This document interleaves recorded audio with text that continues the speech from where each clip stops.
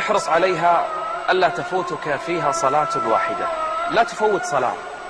ابدأ من الليلة، اعزم الذي لم يصلي العشاء إلى الآن فليصلي. صلاة الفجر صليها في وقتها، الظهر والعصر والمغرب والعشاء.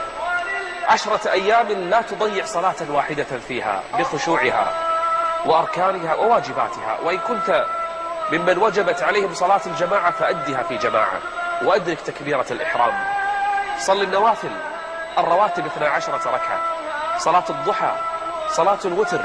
صل شيئا من الليل في كل ليلة، لا تنم إلا ببضع ركعات. والله ما من أيام تصلي فيها قيام الليل مثل هذه الأيام، ما من أيام تصلي فيها الضحى مثل هذه الأيام، ما من أيام تصلي فيها الوتر مثل هذه الأيام. احرص على الصلاة، واجباتها وسننها. 2، ما رأيك أن تصوم 9 كلها؟ شوف، ما قلت 10، لأن اليوم 10 يوم العيد ينهى عن الصيام فيه. ما رأيك أن تصوم 9 إن لم تكن حاجا؟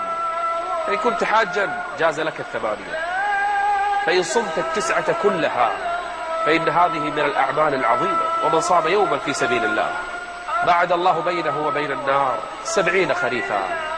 وهذه الأيام النهار فيها قصير والجو جميل، وما يشعر الإنسان ربما فينا لا بجوع ولا عطش. صيام هذه الأيام لا كغيرها من الأيام، تحرص على الصوم فإنه لا مثل له. ما رأيك هذه الأيام أن تكثر من الصدقات، تذهب كل يوم إلى فقير أو إلى صندوق للزكاة والصدقات، أو تعمل بعض المشاريع الخيرية في هذه الأيام.